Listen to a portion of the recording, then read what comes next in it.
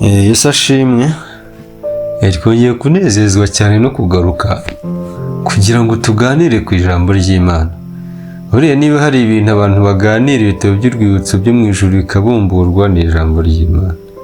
Niba hari ibintu abantu bavuga bikanezeza Imana ikurukira kubumva ni ukuganira ku ijambo ry'Imana. Rero uyu munsi tugiye kuganira ku ngaruka z'icyaha. Murabizi ko ejo twaganiye ku mibereho yo muri Edeni mbere y'uko umuntu akora icyaha. Tugiye rero no kuganira ku ngaruka z'icyaha. Reka dusome mu itangiriro, reka dusome duhereye ku gice cya 3 umurongo wa mbere. Avanga inzoka yarushaga uburiganya inyamaswa zo mu ishyamba zose Uwiteka Imana yaremye. Ibaza uwo mugore iti, ni ukuri koko Imana yaravuze iti ntimuzarye ku giti cyose cyo muri iyi ngobyi? Umugore arayisubiza ati, imbuto z'ibiti byo muri iyi ngobyi twemererwa kubirya, keretse imbuto z'igiti kiri hagati y'ingobyi nizo Imana yatubwiye iti ntimuzazirye, ntimuzazikoreho mutazapfa. Iyo nzoka ibwira umugore iti, gupfa ntimuzapfa, kuko Imana izi yuko ku munsi mwaziriye amaso yanyu azahweza, mugahindurwa nk'Imana mukamenya icyiza n'ikibi. Uwo mugore abonye yuko icyo giti gifite ibyo kurya byiza kandi ko ari icy'igikundiro kandi ko ari icyo kwifuriza kumenyesha umuntu ubwenge, asoroma ku mbuto zacyo arazirya, aho n'umugabo we wari kumwe nawe arazirya. Amaso yabo bombi arahweza, bamenya yuko bambaye ubusa, badoda ibibabi by'imitini biremeramo ubucocero. Reka dusome no ku murongo wa 16. Aravuga ngo Uwiteka Imana ibwira uwo mugore iti, kugwiza nzagwiza cyane umubabaro wawe ufite inda, uzajya ubyara abana ubabara, kwifuza kwawe kuzaherera ku mugabo wawe nawe azagutwara. Na Adamu iramubwira iti, ubwo wumviye umugore wawe ukarya ku giti nakubujije kutazakiryaho, uzaniye ubutaka kuvumwa. Iminsi yose yo kubaho kwawe uzajya urya ibibuvamo ugombye kubiruhira. Buzajya bukomereramo imikeri n'ibitovu, nawe uzajya urya imboga zo mu murima. Gututubikana ko mu maso yawe niko kuzaguhesha umutsima, urinde ugeze ubwo uzasubira mu butaka, kuko arimwo wakuwe, uri umukungugu, mu mukungugu nimwe uzasubira. Uwo mugabo yita umugore Eva, kuko ari we nyina w'abafite ubugingo bose. Uwiteka Imana iremera Adamu n'umugore w'imyambaro y'impu irayibambika. Haleluya. Tugiye kuvuga rero ku ngaruka z'icyaha cyangwa se ingaruka zo kutumvira Imana. Murabizi ko Imana yari yatoranije Edeni, irayirema, yiremezamo ngo ibiti byose by'igikundiro, ishyiramo ibintu byose umuntu yari akeneye kugira ngo abeho. Bityo yari ashinzwe ngo ni ukuyihingira no kuyirinda no kumvira Imana. Ntarye igiti kimenyesha icyiza n'ikibi, icyo ni icy'ubugingo. Hanyuma nagira ngo nkubwire ko turi abantu b'abanyembaraga, turi abantu b'abanyembaraga pe. Ndagira ngo nkubwire ko buriya Satani iyo azana imbaraga akajya kubarisha igiti cy'ubugingo ntiyari bubishobore. Ariko ikintu Satani akora ashaka gushuka umuntu ngo amukure mu mugambi w'Imana, nukuza akazana uburyarya kandi akagushukisha ibintu ufite. Kuvuga ngo dore nturabyara, kuvuga ngo bajya mu bapfumu. Mbese Satani ntago ajya kure, avuga n'ibintu mwavuganye n'Imana n'ibyahera akakwereka ko bitinze kugira ngo arebe ko wadeviya ugatangira gutuka Imana. Rero yaraje abeshye Eva ngo iki giti rwose Imana yarababeshye. No kuvuga ngo yarababeshye byonyine cyari ikibazo, kuko abo bantu babanaga n'Imana barayibonaga, bari bayizi. Satani rero kubera ko yari azi ko abantu babonye ko Imana ibarenze, urumva ko Imana barayibonaga, babonaga uburyo iteye ubwoba, rero bifuje kumera nkayo kuko bayibonaga. Iramushuka, umuntu aragira intege nke, arya kuri cya giti. Mbere yuko umuntu arya kuri iki giti, icya mbere ngo yari yambaye ubusa ariko ntakorwe n'isoni. Ikindi, umuntu yari mu bugenzuzi bw'Imana, yari mu maboko y'Imana. Imana yari yishingiye imibereho ye.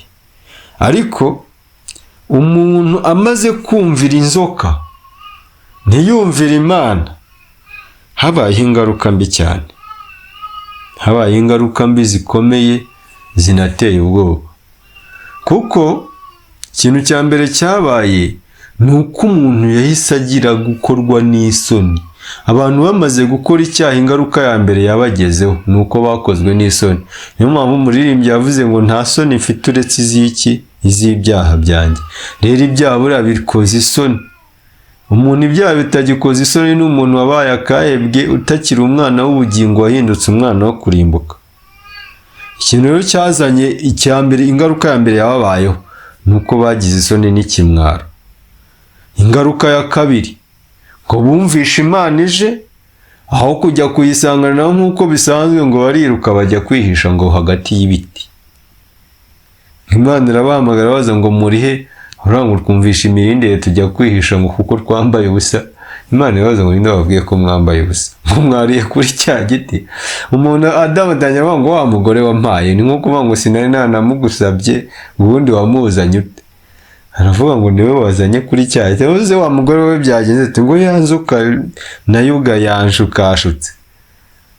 Imana yarabanje hana inzoka, ariko mu bintu yayibwiye yaribwiye ngo izagenda ikururinda ngo kandi izagirya umukungugu. Iki kintu mucyumve. Umuntu Imana imaze kumurema mu itaka, yari itaka, ngo ariko ngo irangije kumuhumekeramo umwuka w'ubugingo, ugahinduka ubugingo buzima. Nta kindi kintu cyakuye umuntu mu kubitaka, ni umwuka w'ubugingo Imana yamuhumekeyemo. Uwo mwuka w'ubugingo ukimugeramo yahise ahinduka ubugingo buzima, ariko guhinduka umukungugu. Rero Imana ivuga ngo inzoka izarya umukungugu, yari ivuze ko abantu b'abanyabyaha ari umukungugu, bazaba ibiryo bya Satani. Rero ndajya mubwire ko ingaruka ya mbere yabayeho umuntu akimara gukora icyaha, yagize isoni. Yagize isoni, agira ikimwaro. Icya kabiri, yagize isoni zo kubana n'Imana. Yatangiye gutinya Imana. Yatangiye gutinya Imana. Ingaruka rero yabayeho, bano bantu bari bari muri Edeni, ntacyo babuze, ntaki. Icya mbere ni uko Imana yabirukanye muri Edeni. Ahantu Imana yari yarabateganyirije yabirukanyemo, yarabasohoye, iravuga ngo nimugende mujye hanze. Bamaze gukora icyaha, ingaruka ikomeye ya mbere yababayeho ni ukwirukanwa muri Edeni, ndetse bakanayitakazaho uburenganzira n'ubugenzuzi utazayisubiramo ukundi. Icya kabiri, bano bantu ntabwo bagombaga kurya barushye. Bagombaga kurya ibintu Imana yaremye ikabibategurira, niyo mibereho Imana yari yabateganyirije. Imana ibwira Adamu ngo genda, sohoka, ujye guhinga ubutaka waturutsemo. Genda ujye guhinga ubutaka. Ni ukuvuga umuntu yari atunzwe n'ijuru, sibyo? Yari atunzwe n'ijuru, imibereho yari ishingiye ku ijuru, ariko n'ubu yari agiye guhinga ubutaka yaturutsemo. Rero Imana yamubwiye ngo uzajya urya urushyi, uzatutubikana. Nko gututubikana ko mu maso yawe niko kuzaguhesha imitsima. Kandi indi ngaruka yavuye, ubundi ubutaka bwamezaga imbuto ziryoshye zitunga umuntu, ariko aravuga ngo uhereye uyu munsi ngo buzakumereramo ibitovu n'imikeri n'ibintu byose bidakenewe byo kukubabaza. Mbere hameragamo ibintu byo kunezeza umuntu, ariko nyuma y'icyaha ngo no mu butaka ubwaho Imana yaravuze ngo ubu butaka ubuzaniye kuvumwa. Ndagira mubwire ko iyo ukoze icyaha uzanira umuvumo urugo rwawe, ukazanira umuvumo business, ukazanira umuvumo ibintu byose ufitanye isano nabyo. Haleluya. Imana ivuga ngo ubu butaka bugiye kujya bukumereramo ibintu bikubabaza. Yago rero hari harimo kurya rushye. Ikindi Imana yabwiye Eva, aramubwira ngo nzagwiza umubabaro utwite. Kandi si n'ibyo gusa, nujya no kubyara uzabyara urushye. Bagomba kujya bibyarira neza nta kibazo, ariko kubera icyaha bakoze hajemo no kujya babyara barushye. Ikindi, umuntu yatandukanye n'Imana. Umuntu yatandukanye n'Imana kubera ko niba hari ikintu Imana itabana nacyo, ntabwo Imana ibana n'icyaha. Kandi buriya Imana ntibana n'icyaha pe, nta nubwo izigera ibana n'icyaha. rero ni ukuvuga ngo umuntu yari afitanye umubano n'Imana, Imana iza bakabana bakaganira bagasharinga, ariko uhereye uwo munsi Imana ntiyagarutse, kuko Imana igusanga aho yagushyize. Ahantu wishyize rero hatari mu mugambi w'Imana rwose ugiye kure yayo. Niyo bavuganaga mu iyerekwa cyangwa bakumvijwe, ariko ntabwo bongeye kujya bayibona ngize nk'uko byari bimeze. Ikindi, haje urupfu. Buriya Satani yari abizi ko mu mategeko yo mu ijuru handitsemo ngo ibihembo by'ibyaha ni iki? Ni urupfu. Buriya Satani ni umunyamibare myinshi, nta bwenge buke agira. Ntabwo ibintu bye biba birimo imibare mike, biba birimo imibare ihagije. Satani ikintu cya mbere yashakaga kwica umugambi w'Imana. Rero yari abizi ko mu ijuru handitswemo ko ibihembo by'ibyaha ari iki? Ari urupfu. Rero Satani ateza umuntu ibyaha, yari azi ko arimo aramukingurira amarembo y'iki? Y'urupfu. Niyo mpamvu rero umuntu amaze gukora icyaha, Imana yaramubwiye ngo no gupfa uzapfa. Yaramubwiye ngo no gupfa uzapfa.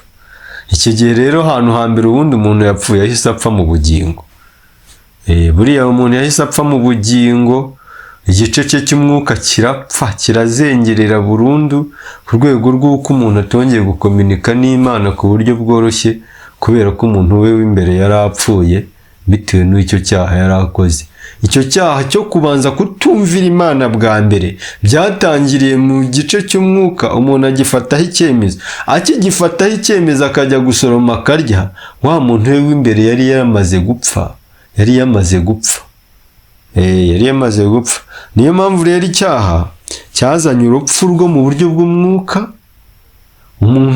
Ruvuga ngo umuntu abaho yarapfuye mu buryo bw'umwuka, ndetse n'imyaka yazagera agapfa no mu buryo bw'umubiri. Niyo mpamvu rero icyaha kije cyazanye urupfu rwo mu buryo bwombi. Cyazanye urupfu rwo mu buryo bw'umwuka, kizana n'urupfu rwo mu buryo bw'umubiri.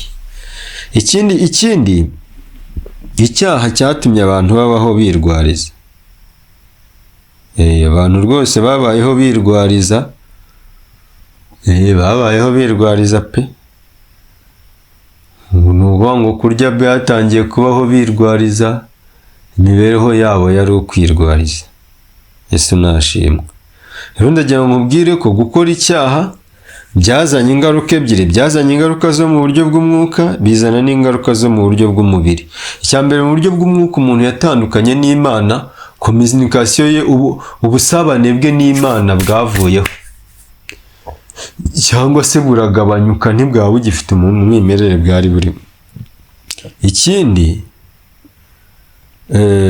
umuntu amaze gukora icyaha yahise acirwaho iteka. Umuntu buriya akimara gukora icyaha yari aciriweho iteka. Ikindi, umuntu akimara gukora icyaha yari atakaje irangamimerere ye.